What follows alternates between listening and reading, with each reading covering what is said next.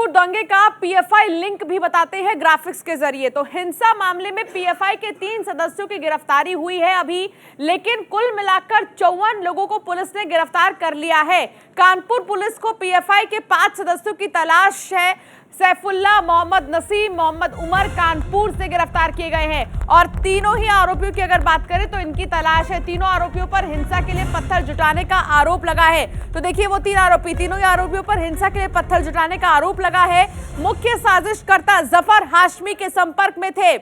हिंसा मामले में पीएफआई के 3 सदस्यों की गिरफ्तारी अब हो गई है। तो पीएफआई के जो 3 सदस्य हैं उनकी गिरफ्तारी हो गई है और इसमें पीएफआई का लिंक भी बताया जा रहा है। हालांकि पुलिस की तरफ से जांच चूंकि लगातार जारी है, तो ऐसे में कोई भी बख्शा नहीं जाएगा क्योंकि बुलडोजर तैयार है। इसके अलावा आपको बता दें कि आखिर लिंक क्या है। देखिए, कानपुर पुलिस को पीएफआई के 5 सदस्यों की तलाश है। सैफुल्लाह, मोहम्मद नसीम, मोहम्मद उमर कानपुर में गिरफ्तार किए गए हैं। तीनों आरोपियों पर हिंसा के लिए पत्थर जुटाने का आरोप है। ये वही 3 लोग हैं जिन्होंने पत्थर जुटाए थे और पत्थरबाजी की थी, जिससे बहुत ज्यादा नुकसान हुआ था। इसके अलावा कानपुर पुलिस को पीएफआई के जो 5 सदस्य हैं उनकी तलाश है। तो कानपुर दंगे का पीएफआई लिंक क्या है ये हम आपको बता रहे हैं और साथ ही ये भी आपको बता दें कि इस पूरे मामले में एसआईटी की जो टीम है वो मौके पर मौजूद है और वो लगातार जांच पड़ताल कर रही है।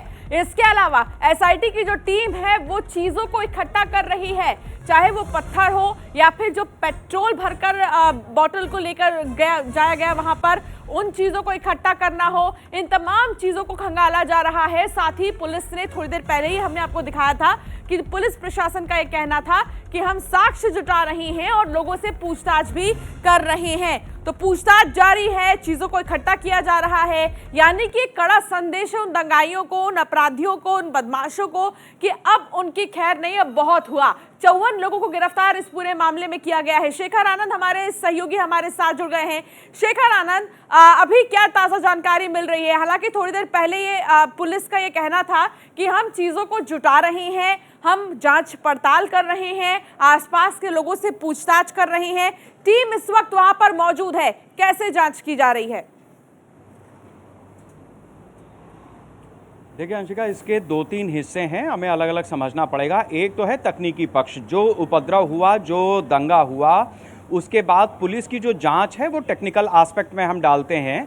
तो पत्थर किधर से चले, पेट्रोल कहां से आया, किसने किस तरीके से लोगों को हुस्काया, ऐसी तमाम चीज़ें टेक्निकल पक्ष में आएंगी, जिसको लेकर के पुलिस की जांच चल रही है।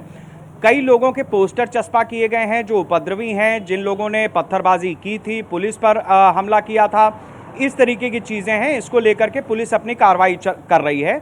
ये हो गया पुलिस की तरफ से जो पक्ष है। दूसरा पक्ष ये है कि जिस तरीके से घेराबंदी अब हो रही है, उसमें अब जैसे जो शहर काजी हैं कानपुर के कुद्दूस, उन्होंने कल बयान जारी किया कि हम सर पे कफन बांध कर निकलेंगे वगैरह वगैरह। तो इस तरीके की जो बात है, ये माहौल को दोबारा गर्म करने वाली बात है, क्योंकि चाहे वो सीएनआरसी का मामला रहा हो या इस तरीके के जो भी माफिया रहे हो या उपद्रव जहां जो भी हुआ है, बुलडोजर चला है। बुलडोजर को लेकर के उनको पता है कि ये जो शत्रु संपत्तियां हैं उन जगहों पर अवैध कब्जा करते हैं मुसलमान, और उसके बाद आमतौर पर इस तरीके की जब घटनाएं होती हैं ये वहीं से निकलते हैं। बहुत सारे ऐसे भी हैं जो बांग्लादेशी या म्यांमार के हैं और आधार वगैरह बना करके यहाँ की नागरिकता ली है, वोट डालते हैं वगैरह वगैरह, इस तरीके की तमाम चीज़ें, वो भी कल ही खुलेगी। तो अब एक तरीके की जो शहर काजी कह रहे थे कि बेचैनी है, वो बेचैनी इसी चीज़ को लेकर के है कि जितनी उनकी परतें हैं अब सब उगाड़ दी जाएंगी। दादा मियाँ जो हाता है उस जगह की बात हो, चाहे वो सड़क हो जहाँ पर ये लोग निकले थे उस जगह की बात हो, बुलडोजर चलेगा। अब जो संपत्ति, जो सार्वजनिक संपत्ति का नुकसान हुआ है उसकी वसूली होगी, तो निश्चित रूप से इन लोगों के घर तक रुख हो सकते हैं। तो इस तरीके की स्थिति, ये हो गया दूसरा एस्पेक्ट। तीसरा एस्पेक्ट है इसका राजनीति का। आप ये देखिए कि जो हयात नाम का व्यक्ति सबसे पहले इस पूरे मामले में आया था, उसका कांग्रेस से कनेक्शन निकला था। उसके बाद उसकी गिरफ्तारी जब हुई कानपुर में, यहाँ सुमैया राणा जो कांग्रेस की उन्नाव से प्रत्याशी थी, मुनव्वर राणा की बेटी है, वो शायर अपने आप को बताते हैं, उनकी बेटी को नजरबंद किया गया। ये कांग्रेस का कनेक्शन था। अब इसमें समाजवादी पार्टी के नेताओं का भी हाथ आ रहा है, पूर्व विधायक वगैरह वगैरह, इन लोगों के भी नाम आ रहे हैं। तो जो पॉलिटिकल पार्टीज हैं उनके भीतर कंपटीशन चल रहा है कि मुसलमानों का वोट बैंक हासिल करने के लिए कौन किस तरीके से अपनी आमद दर्ज करा रहा है। अब चूंकि जांच हो रही है तो वो सारे नाम, लोगों के जो सिलसिले हैं, पॉलिटिकल पार्टी से कनेक्शन है, वो भी निकल रहे हैं। तो अब इसमें दो पार्टियां आ गई, पहले कांग्रेस का ही नाम था, अब समाजवादी पार्टी भी आ गई। तो दूसरे हिस्से में ये कंपटीशन चल रहा है। सरकार के सामने ये चुनौती है कि इस तरीके की स्थितियां बाकी जिलों में ना बने, या जो घटना हुई है कानपुर में उसके दोषियों को प्रॉपर सजा मिले, ये सरकार की चुनौती है। और सरकार किसी तरह के दबाव में ना आए, इस बात को लेकर के चिंता है। नूपुर शर्मा जो बीजेपी की प्रवक्ता रही हैं, जिनको सस्पेंड किया, और साथ ही जिंदल जिनको सस्पेंड किया, उनको लेकर के लखनऊ में आज एक प्रदर्शन होने वाला है।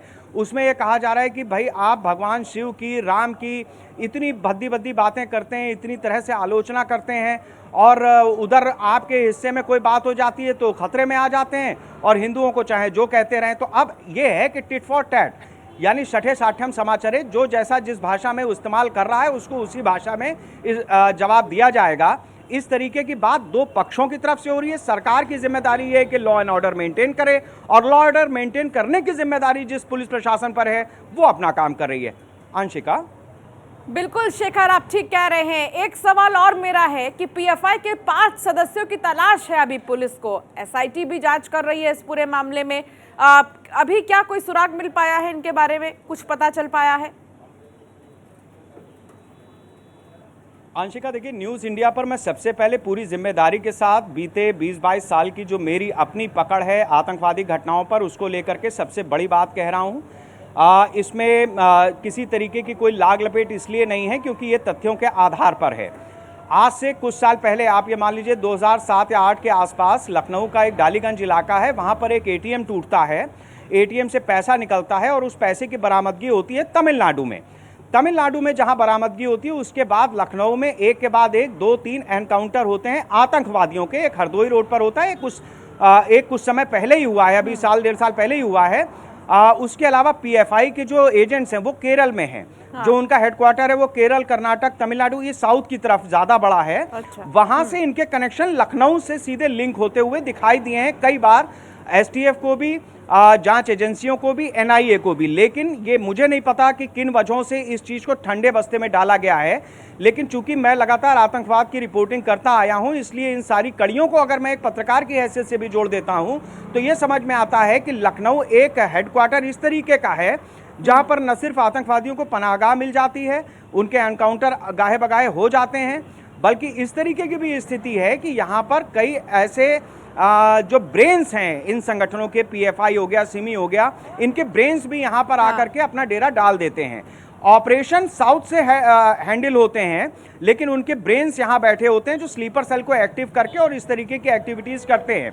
अब वो स्लीपर सेल भी नहीं रहे, उनके राजनीतिक कनेक्शन निकल करके आते हैं, जिसके बाद वो सामाजिक रूप से एक्टिव रहते हैं, और एक्टिव होने के बाद उनको पॉलिटिकल शील्ड मिलती है कि जिस तरीके से कुद्दूस का बयान हो, या समाजवादी पार्टी या कांग्रेस, या आप देखिए पूरा विपक्ष एक तरीके से इन सारे मसलों पर चुप है। तो ये चुप्पी अपनी तरह की एक शील्ड है जिसको लेकर के इस समय ये खबर ना कि समाजवादी पार्टी के कुछ नेता दंगा भड़काने का आरोप है उन पर।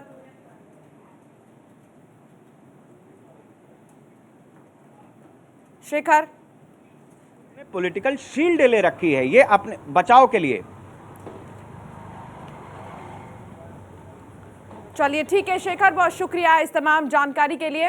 राहुल भी हमारे साथ जुड़ गए हैं। राहुल, देखिए इस वक्त एसआईटी की जो टीम है वो वहां पर मौजूद है और जांच जारी है। जांच का प्रोसीजर क्या होगा, एसआईटी क्या कुछ करेगी वहां पर? जिस तरीके से इस पूरे घटनाक्रम को जिस तरीके से अंजाम दिया गया था, जिस तरीके से राजनीतिक कनेक्शन सामने आ रहे थे, पीएफआई के कनेक्शन सामने आ रहे थे, जिस तरीके से उनके जो साई थे, जो बंदाई थे, उनके जो फोन बरामद हुए थे, व्हाट्सएप ग्रुप बरामद हुए थे, जिससे जिस तरीके से कुछ जो इस मामले का पूरा मास्टरमाइंड था अयाज जफर हाशमी, उसके घर से कुछ दस्तावेज जरूरी बरामद हुए थे, जिसमें कुछ दस्तावेज ऐसे थे जिनको पीएफआई फंडिंग करती थी, कुछ एजेंसियों के दस्तावेज इस तरीके से मिले थे। तो कहीं ना कहीं पुलिस हर बिंदु पे जांच कर रही थी। इसी क्रम में कल जो है कानपुर पुलिस ने पीएफआई के 3 सदस्यों को जो है गिरफ्तार भी किया है, और कानपुर में 5 सदस्यों पीएफआई के 5 सदस्य कानपुर में मौजूदा वक्त में थे, जिसमें जो है एक सदस्य जो है 2 साल से अपना घर छोड़ने जा रहा है, और एक सदस्य जो है अस्वस्थ है। 3 सदस्यों की गिरफ्तारी हो चुकी है। और आपको बताओ कि ये तीनों सदस्य वही हैं जो इससे पहले भी कानपुर में कई बार इस तरीके का माहौल बिगड़ चुका है। बिल्कुल, लेकिन कई अब बार देखना होगा ये, क्योंकि एसआईटी भी मौके पर मौजूद है और लगभग आधे से ज्यादा लोगों की पहचान हुई है। 54 लोगों को गिरफ्तार किया गया है। उनसे पूछताछ में क्या बातें निकल कर आएंगी, ये महत्वपूर्ण चीज है। बहुत शुक्रिया राहुल इस तमाम जानकारी को साझा करने के लिए। तो आपको बता दें कि कानपुर दंगे में लगातार जांच जारी है और 54 लोग ऐसे हैं जिन्हें गिरफ्तार किया गया है।